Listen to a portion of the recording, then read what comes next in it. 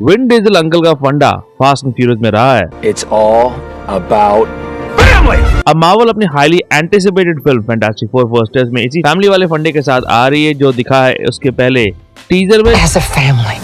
इसका मैं करूंगा यहाँ in depth shot bye shot breakdown, पर उससे पहले लाइक सब्सक्राइब कर दीजिएगा, नोटिफिकेशन घंटी बजा दीजिएगा ताकि अपडेट्स मिलते रहे आप लोगों को। और वेलकम टू द चैनल जो प्लेटफॉर्म है एमसीयू, डीसी और फिल्मों की हर खबर का just a review. Fantastic four है मार्वल की फर्स्ट फैमिली, 4 सुपर हीरो का जमावड़ा जो बनती है एक फैमिली और बनाते हैं फैंटास्टिक फोर। एक स्पेस एक्सीडेंट के बाद इनको मिल जाते हैं पावर्स। इस टीम का लीडर है रीड रिचर्ड्स, जो है एक ब्रिलियंट एरोनॉटिकल इंजीनियर, जिसने कॉमिक्स में डिसाइड किया था एक स्पेस एयरक्राफ्ट बनाने का, और बाद में जब उसकी फंडिंग रोक दी गई उसने एक अनऑथराइज्ड टेस्ट फ्लाइट लिया जहां एक कॉस्मिक रेडिएशन से टकराने के बाद उनके बॉडी में आया म्यूटेशन और उनको मिले पावर्स। रीड को मिले पावर्स अपने बॉडी पार्ट्स को स्ट्रेच करने का। अब आते हैं सू स्टॉर्म की तरफ, जो कि है रीड की गर्लफ्रेंड और खुद एक ब्रिलियंट साइंटिस्ट। उसने भी जबरदस्ती रीड के साथ इस अनऑथराइज्ड टेस्ट फ्लाइट में ज्वाइन किया और कॉस्मिक रेडिएशन के उसे भी पावर्स मिले, और वो पावर्स है अदृश्य होने की यानी कि इनविजिबिलिटी, और लाइट को बेंड करने के पावर्स भी। तो वो बन जाती है the invisible woman. Johnny storm है सू का भाई, एक कैसनोवा और यंग मैन जिसने अपनी बहन के साथ उस अनऑथराइज्ड टेस्ट फ्लाइट में ज्वाइन करने का फैसला किया, और उसे मिले पावर जहां उसका पूरा शरीर में आग निकल सकता है और वो उड़ भी पाता है। उसे नाम मिलता है द ह्यूमन टॉर्च। अब आते हैं फैंटास्टिक फोर के आखिरी मेंबर बेन ग्रिम की तरफ। रीड का बेस्ट फ्रेंड जिसने प्रॉमिस किया था बचपन में रीड को कि जब भी रीड स्पेस ट्रैवल के लिए स्टारशिप को बनाएगा तो उसे पायलट करेगा ग्रिम। बाद में यूएस नेवी में वो पायलट बन गया, पर अपने दोस्त को दिए हुए प्रॉमिस को उसने निभाया और उसके मिशन में शामिल हो गया। उस अनऑथराइज्ड टेस्ट फ्लाइट में उसे इमोशनल ब्लैकमेल करके ले जाया गया और उस कॉस्मिक रेडिएशन के थ्रू उसे भी पावर्स मिले, पर वो पावर्स कम अभिशाप ज्यादा था। उसे मिली हल्क लेवल अपार शक्ति और ताकत, पर उसका बॉडी भी परमानेंटली ट्रांसफॉर्म हो गया था। उसकी बॉडी अब मस्कुलर ऑरेंज ईट टाइप का बन गया और उसे कहा जाने लगा द थिंग।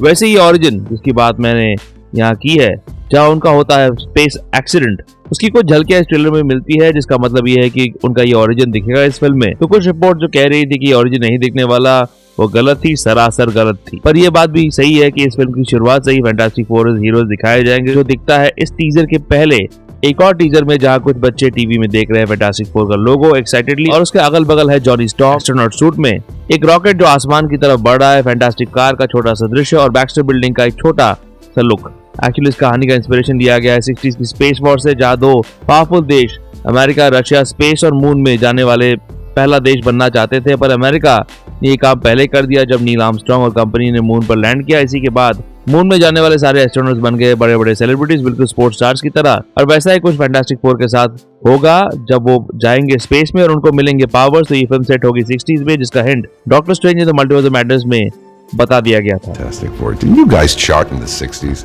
नहीं लगता कि ये फिल्म मून पर जाने पर फोकस करेगी, क्योंकि रीड का मिशन हो सकता है मल्टीवर्सेस को ढूंढना, जो दिखता है उसके स्टडी बोर्ड में, जहाँ कोने में उसने बनाया है मल्टीवर्स का आकार, जहाँ लिखा है एंटर एग्जिट और नीचे लिखा है अनदर यूनिवर्स।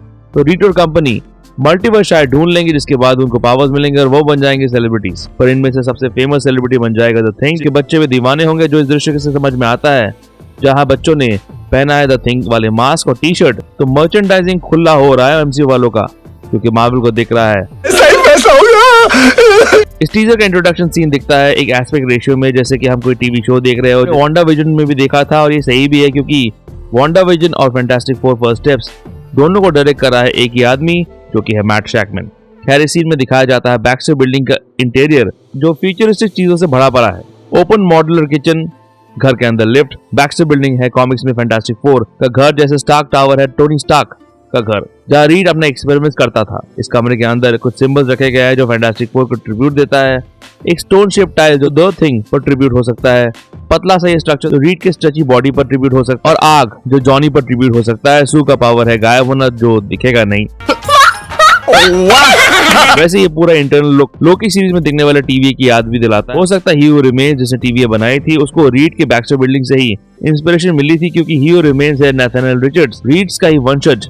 कॉमिक्स में अटकले है कि जोनाथन मेजर्स, जिनको उनके कोर्ट केसेस की वजह से बाहर निकाल दिया गया था, उनको एमसीयू वापस लाना चाहती है ताकि उनके किरदार कैंग एके नाथानिएल रिचर्ड्स को एक परफेक्ट क्लोजर मिले। कैंग बनने वाला था एमसीयू का बड़ा विलन, पर अफसोस ये हो ना पाया। अब एमसीयू में बड़ा विलन बनने वाले हैं डॉक्टर डूम, जिसे निभा रहे हैं रॉबर्ट डाउनी जूनियर। वही बाद में बैक्स्टर बिल्डिंग का पूरा एक्सटीरियर लुक भी मिलता है, जो कि है एक single V shaped building structure blue colour का, जहां लिखा है बड़ा सा 4, बिल्कुल कॉमिक्स की तरह। बैक्स्टर बिल्डिंग का एक और वर्जन एमसीयू में दिख चुका है doctor strange in the multiverse of madness में, जहां जॉन क्रेजेंस्की बने थे रीड। मार्वल स्टूडियोज कल लोगो दिखता है टंबल करते हुए बिल्कुल 60s की तरह, फिर वो एस्पेक्ट रेशियो बदल जाता है एक मॉडर्न एस्पेक्ट रेशियो में। बेन ग्रिम एक द थिंग का फर्स्ट लुक मिलता है यहाँ, जिसका लुक बिल्कुल वैसा ही रखा गया है जैसे comic book writer Jack Kirby जिन्होंने फैंटास्टिक फोर को लिखा उसे इमेजिन किया था। कर्बी ने खुद की जिंदगी से इंस्पिरेशन लिया था बेन के किरदार के लिए।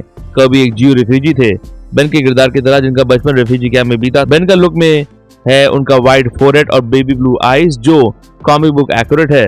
पिछली फिल्मों में ऐसा नहीं था, जहाँ 2005 में एक्टर माइकल चिकलिस ने पहना था एक प्रैक्टिकल सूट। 2017 की फैंटास्टिक फोर में सीजीआई यूज किया गया था, पर उसे कॉमिक से अलग डार्क लुक दिया गया था। यहाँ लुक हालांकि परफेक्टली कॉमिक ही है, जो मार्क रफेलो के हल की तरह मोकैप और सीजीआई से बनाया गया है। हालांकि फिनिश नहीं है, पर अच्छा लगा ये 80% फिनिश द थिंग बी।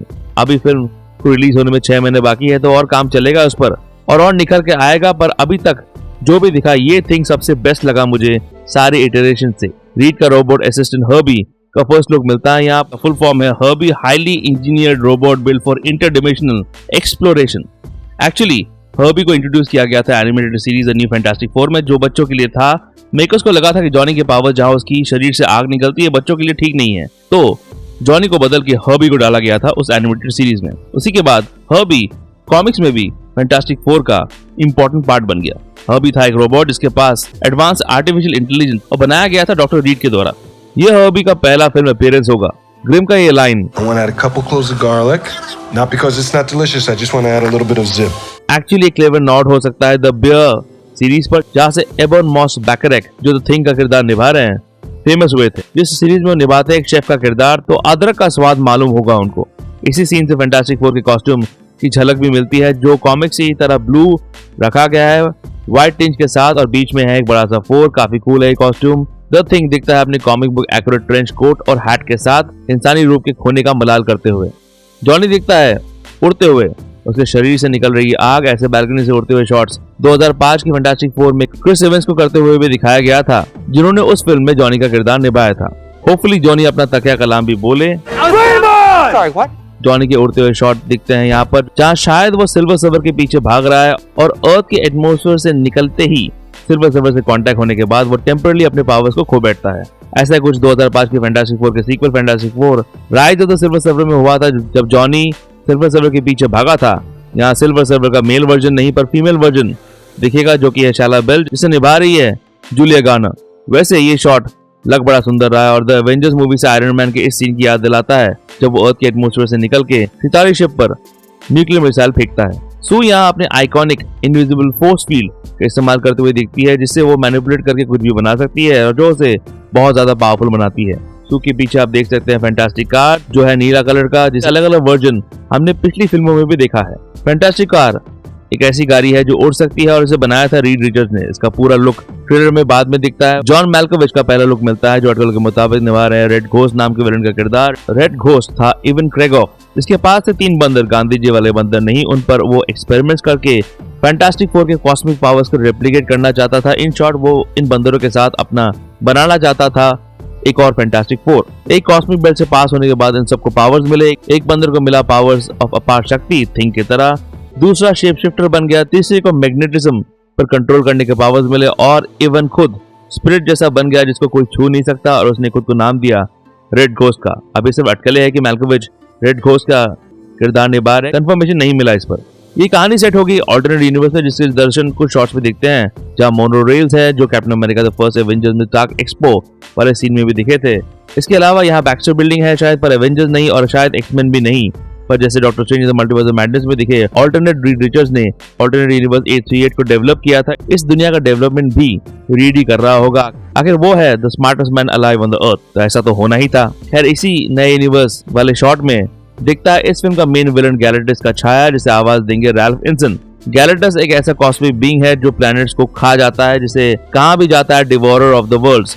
वो यहाँ आया है इस यूनिवर्स को खाने के लिए। अभी तक ऑब्वियसली गैलेक्टस का पूरा लुक नहीं मिला, पर उसके पीछे का पोर्शन देखकर उसे comic book accurate purplish colour का ही रखा गया है 2007 की fantastic four rise of the silver server के विपरीत, जहाँ उसे एक हवा के झोंके की तरह दिखाया गया था। हवा का झोंका।